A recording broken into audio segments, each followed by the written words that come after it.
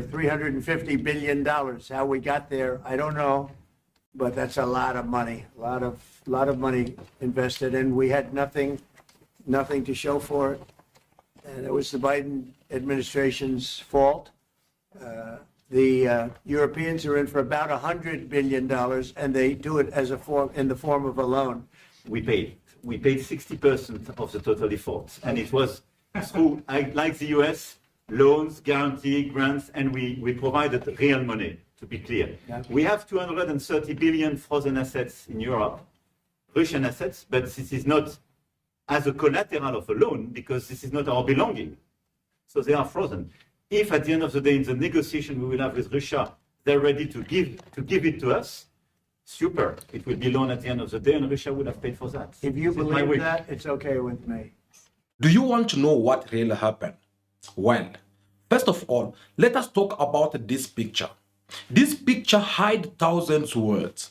When I see this picture, it reminds me of what had took place in 1884, when the Western power gathered together in order for them to discuss the matter which concerned Africa continent without the presence of Africans on this table. Back then, we'll understand and say that because Africans, they used to be colonized by these Western countries. But I never imagined that in our days, someday in my entire life, something like this will have to happen. Whereby we're seeing the United States of America under the leadership of Donald Trump and the Republic of Russia under the leadership of Vladimir Putin sitting somewhere outside of the Europe continent discussing about matters which is concerning Europeans. Yet the Europeans, they are not on this table.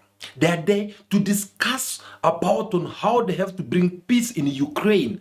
But the Ukraine, the country which is concerned, it is not on the table. The history, it is repeating itself again.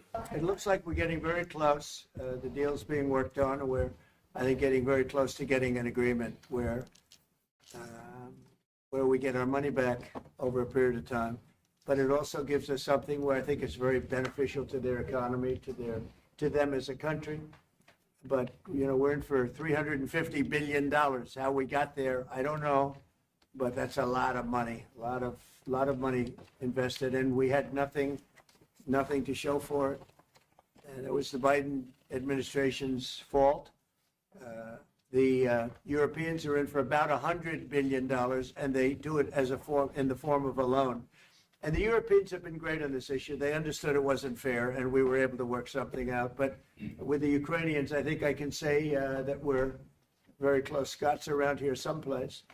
And I think we can say that we're very high, Scott. We all know that the reason why Africans, they were not in Berlin, it is because they were not being considered, because they were not having that power or authority in order for them to be sitting on that table. And this is what is happening again right now. Because the war which Trump wants to solve or finish right now, it is in Europe soil. And it would have been nice if the European countries, they were also at this table in order for them to seek for peace. Now, why that is not happening? Of course, because from the Russian point, they know very well that all the European countries, they are the puppets, they are at the service of the US, because deciding to negotiate with Europe, deciding to dialogue with Ukraine and Zelensky, it does not mean nothing, because at the end of the day, whatever the USA with Donald Trump will decide, it is what will stand on the table. So therefore, Russia chose to negotiate with their masters, which the USA. This confirmed to us again what we always tell you, that this war we see in Ukraine, it's not all about Ukraine and Russia. It is not all about Zelensky with Vladimir Putin. But this war, it is a war which the USA, they've been fighting against Russia through Ukraine, and they have to use Ukraine as a battlefield. Today, you can see it for yourself. Because now that the USA decided to put an end to this war, Ukraine is nowhere to be found. Ukraine does not have a word to say in all this. Proof to that, Donald Trump is ordering Zelensky to go to the USA in order for him to sign his signature on the deal which he does not even know the beginning and the end of it. Donald Trump said that whether Zelensky like it or not, he will have to sign these papers. I will be meeting with President Zelensky. In fact, he may come in this week or next week to sign the agreement, and which would be nice. I'd love to meet him. Would meet at the Oval Office. So the agreement's being worked on now.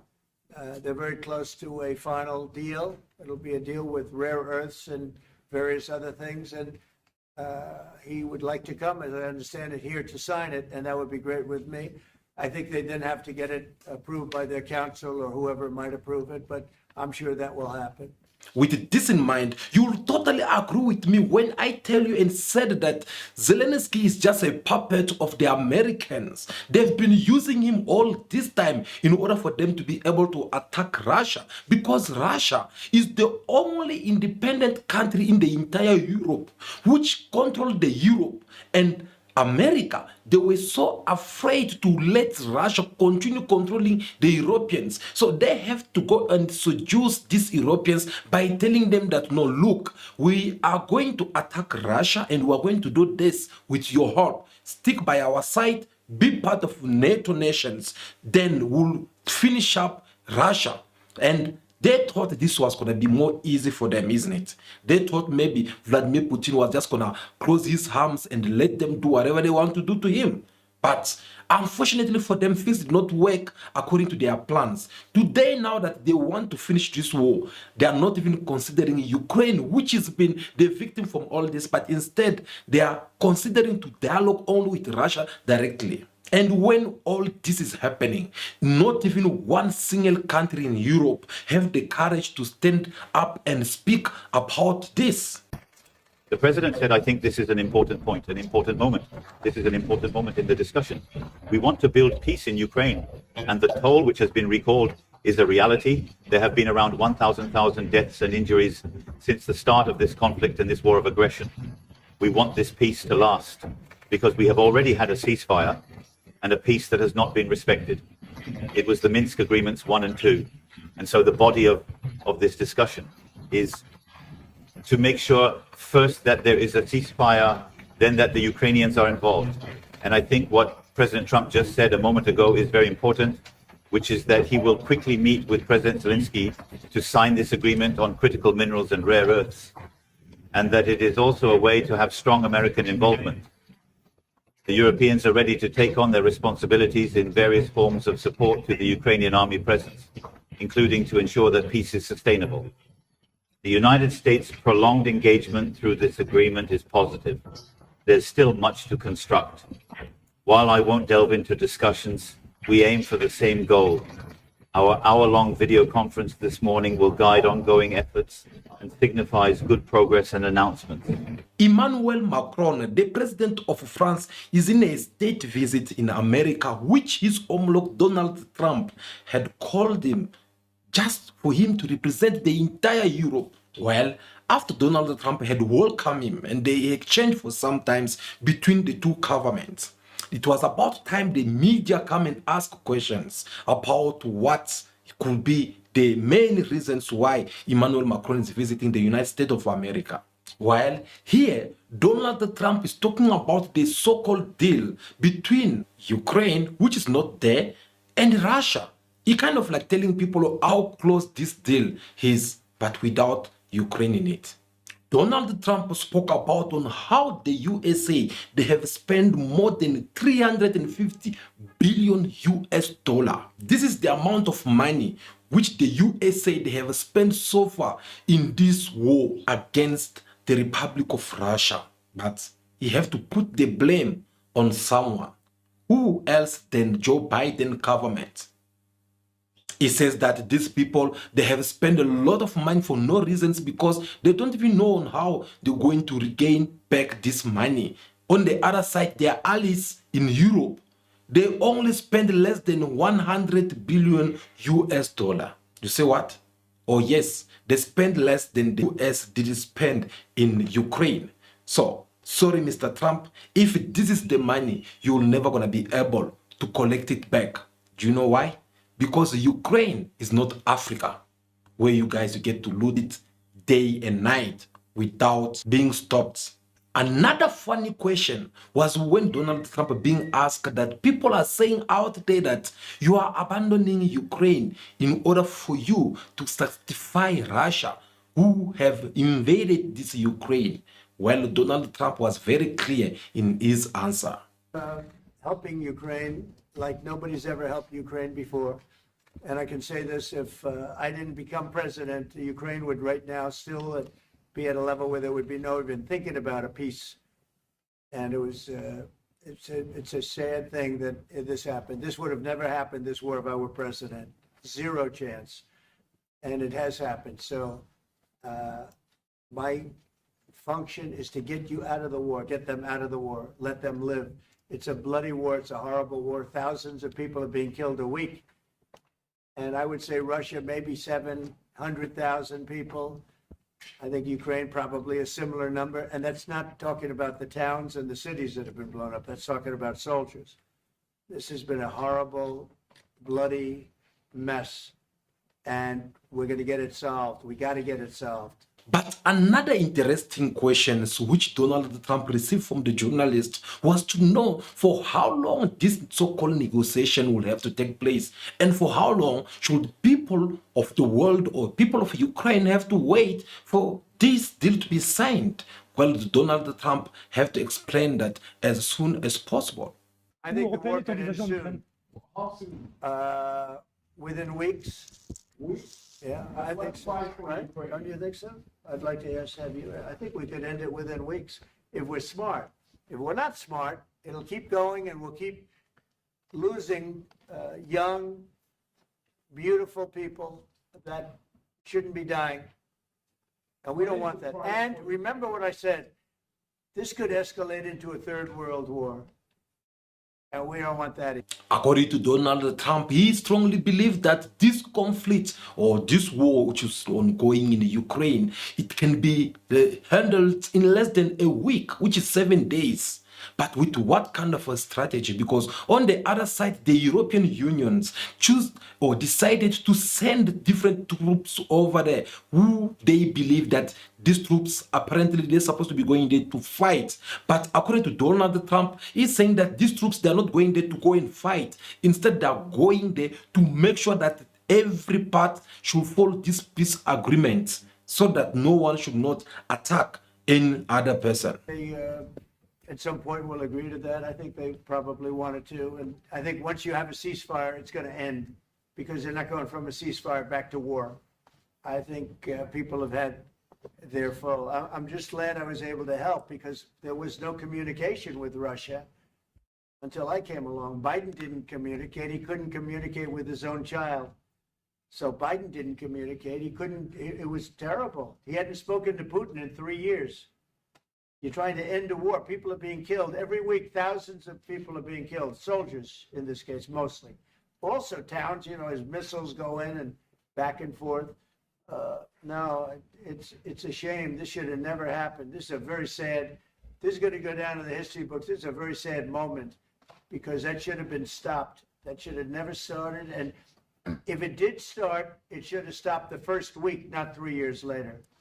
As you all know, about a week or so, Donald Trump have called Zelensky as a dictator. He went far by saying that this man is a dictator because he does not even want to organize the election in his country. He rather prefer to continue fighting against Russia, a war which is not even able to win, so that he can last longer in power, so that he must not be able to organize the elections in his country. While at this time, Donald Trump seemed to be holding his language in his pocket. When you look all this footage, you'll see two men.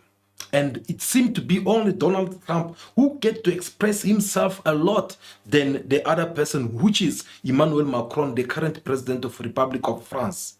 The question remains, what did France or Emmanuel Macron have to say from all this? Where was he? Because he's there, but yet he's not saying anything. Of course, he could not say anything because he had nothing to say. Not because he did not want to say anything, but because the message was loud and clear that it is America who decides at the end of the day. Oh yes, the message is loud and clear because Emmanuel Macron was invited in the White House to be embarrassed by the US President Donald Trump. Because even when they gave him the chance to speak, he could not say much than to repeat exactly what Donald Trump have said. I think that several questions from you and your colleague, which were asked in French and which joined the questions asked by the American colleagues. First, this discussion is useful and building peace is a necessity.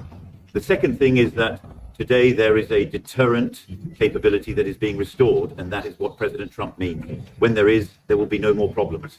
I think the strength of the American re-engagement today is somehow the uncertainty also for President Putin.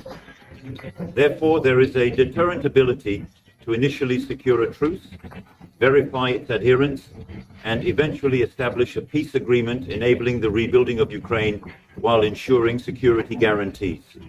We believe we have a role in providing these guarantees. And so at that time, we will see the discussion. I do not want to present it, which is necessary for Ukraine to remain a sovereign country. Moreover, in the discussions between Ukraine and the United States of America, there is this question of Ukrainian sovereignty, which is respected.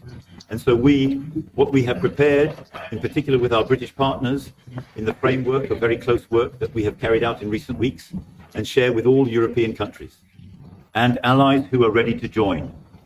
This is the idea of saying we are ready to provide these security guarantees. The conditions, they must be defined by the agreement. It can go as far as sending, as the President said, troops who will observe that the pay is well respected, who will position themselves not on the front line, not precisely to somehow be in the conflict, but to mark a presence as a guarantee.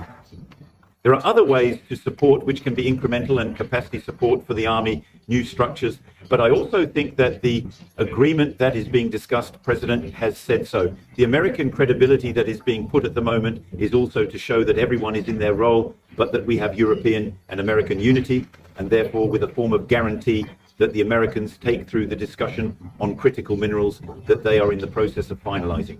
Did you see how nervous he seemed to be? Did you see that he gave the answer which seemed to be against his own will and the will of the European Union? These are the signs showing that the dog is actually responding back to the actions of his own master. This is Emmanuel Macron, who not long ago insulted African nations. This is the man who believed that his leadership has to be imposed on Africans and not to the Americans. See how mute he became. Because he was even being interrupted by Donald Trump before he get even to finish whatsoever he was busy talking about. I just want to tell you a little story. So we were at the Eiffel Tower having dinner with your wonderful wife and with my wonderful wife, and we came out and he started speaking the French deal. And we didn't have an interpreter, and he was going on and on and on, and I was just nodding, yes, yes, yes. And he really sold me out, because I got back the next day and I read the papers. I said, that's not what we said. He's a smart customer, I will tell you. That's true. That was exactly what we agreed. Actually, what Trump was trying to do here was actually trying to remind Emmanuel Macron that, no, look, whatever you are trying to say right now, it does not matter. Because at the end of the day, I'm the one who ran this game. And what I say is what will stand at the end of the day. That is how you have to come and distract him with this conversation. Now, here's the most interesting part for me. It is when this question was addressed to President Donald Trump about the Russian assets which they have seized by the Europeans. Donald Trump refused to answer this question because he knew exactly what he was doing. Trump took this question and threw it to Emmanuel Macron in order for him to provide the answer. And Emmanuel Macron came and messed up everything. This is, we speak about frozen assets. We already used them to back precisely the loans negotiated at the G7. And it's part of the sanctions. So it will depend on the follow-up of the discussions. But clearly, we respect international law. It's just frozen assets now. You can take the proceeds of the frozen assets, but you cannot take the assets themselves because it's not respecting international law, and we want to respect international law. How is one different than the other? You can take the proceeds from it. How can you not take Because it? it's very different. You keep the assets, you take the proceeds because they are paralyzed in a certain way. You take the proceeds during the wartime, but you keep the assets, and it's part of the negotiation at the end of the war. Because, I mean, this war costed all of us a lot of money. And this is the responsibility of Russia because the aggressor is Russia. Should the U.S. be compensated? So at the end of the day, this frozen asset should be part of the negotiation, all in all. Will France support the U.S. being compensated? I support the idea to have Ukraine first being compensated because they are the one to have lose a lot of their fellow citizens and being destroyed by these attacks. Second, all of those who paid for could be compensated, but not by Ukraine, by Russia, because they were the one to aggress. Do you see now how these countries, they are fighting over the money which they have seized from Russians? Because this money, at first when they announced this sanction of Russian assets, well, it was all said that no, they'll take this money and give it to Ukraine in order for them to rebuild their cities, which Russia had bombarded so far. They'll take this money to give it to Ukraine in order for them to raise up again their economy. But apparently, this money did not even go there because now it is all about France saying that no, we have to take back our money. And him saying this, it did not sit okay with Donald Trump. That's when Donald Trump have to come back and also remind him, like, you see what is happening. So the Europeans, they are busy collecting their money, but what about the 350 billion US dollar, which the USA have spent from all this? How are they going to benefit it back? Oh, whole smoke. That is when things becoming more ugly between Donald Trump and Emmanuel Macron. Again, so you understand, Europe is loaning the money to Ukraine. They get their money back. No, in fact, to be frank, we paid 60% of the total effort, and it was through, like the US, loans, guarantee, grants, and we provided real money. To be clear, we have 230 billion frozen assets in Europe, Russian assets, but this is not as a collateral of a loan because this is not our belonging. So they are frozen. If at the end of the day, in the negotiation we will have with Russia, they're ready to give it to us, super. It will be loan at the end of the day, and Russia would have paid for that. If you This is my believe wish. that, it's okay with me. Mr. President, If they get their money back, we don't, and now we do. But, you know, that's We will only fight fair. both. Mr. President, As President Emmanuel Macron was busy explaining on how this money will be splitted, did you see or notice how Donald Trump was kind of like a giggling in that smile, which seemed to be very fake?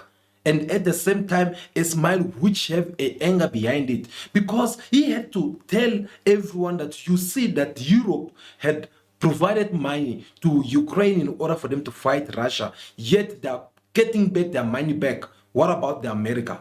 That already, it is a serious problem, which shows that the future behind these nations, NATO nation I'm referring to, well, their future is that's very short because soon or later, I'm telling you, America, it will have to leave this NATO. And once they leave it, obviously they'll have to focus in other world organizations such as G7 or G20, where they believe that they can maybe going a system of win-win. But again here, guys, the message is loud and clear that Ukraine with Zelensky, they never commend anything. We have said about this before. We saw those ones who support the Western mafia all over around the world. They were calling us names, they were insulting us, they were saying that we don't know what we are saying. But today, it is more clear that Ukraine, Europe, all of them, they are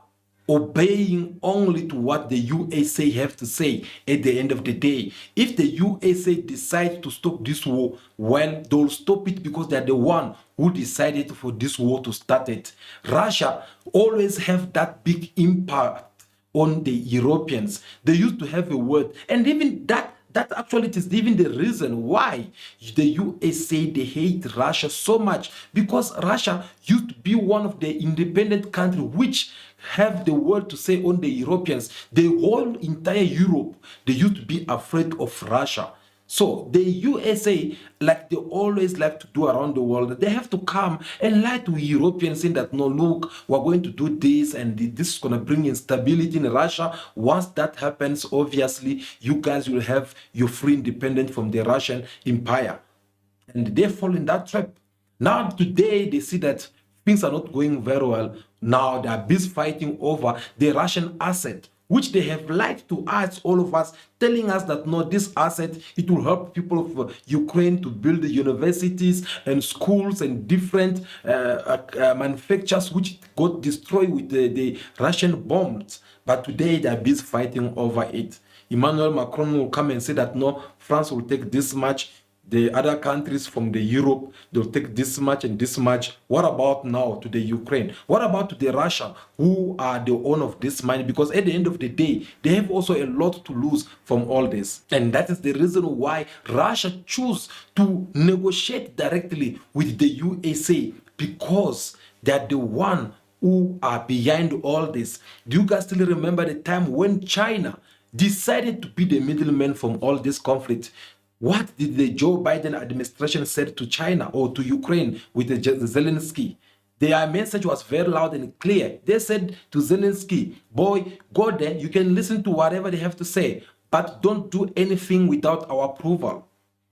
And when Zelensky gave the report and said that after he had welcomed the African Union leaders and welcomed the China, of course, China with the BRICS, they want to play the role as the middleman in order for them to bring peace in this conflict. Well, we then saw how the America with Joe Biden administration, they rejected this offer because they know very well that no, it won't benefit them if China have to be the middleman to negotiate between Russia and Ukraine. So this is what they've been doing. But the good things about all this is that now that they are failing, they are deciding now to negotiate with Russia. And if everything goes well, as Donald Trump explained that it can be stopped or finished in 7 days, well, this will make the whole entire world understand that Russia have won this war, because Russia, they were not fighting against one country, but they were fighting with multiple nations which wanted to destroy the Russian economy. And if they manage to come out of it like this, well, it is a way of them winning this game or this war. Because you listen to Donald Trump himself saying that if we don't stop this war right now, it is going to escalate to World War III. Do you know what does that mean? Because they are all aware that Russia, they are now about to start running out of the fighting weapons. And once they start running out of some of fighting weapons, they will be left without no choice than for them to start using these nuclear weapons. Is that what the people of the world deserve? I don't think so. So Ukraine, the USA knows very well that if Russia have to open up the fire with their nuclear weapons, well, they'll destroy not only Ukraine, but even the European countries.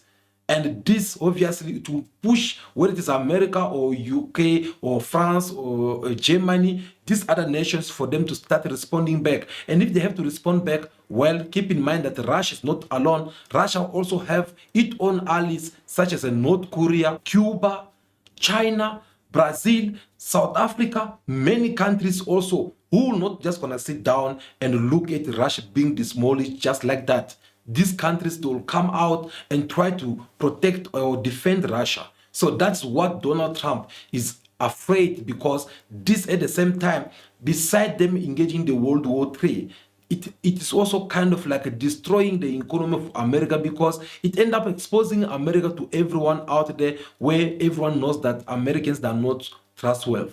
These are people who can come and blame one person and try to decorate themselves like they're the most perfect people, just to find out that actually they are the real vampires. Guys, I believe that will be all for today. Thank you so much for your time. We're looking forward to see what you have for us in the comment section. Share your opinion with us. Above all, don't forget to like this video in your numbers. Give us your thumbs up. We really do appreciate that. Subscribe to the channel for more videos like this to come. I believe that is it for now. Continue to be yourself, be good, be kind, have respect for everyone in order for you to be respected. May God bless you all. I'll see you again very soon in our next video. Ciao, ciao.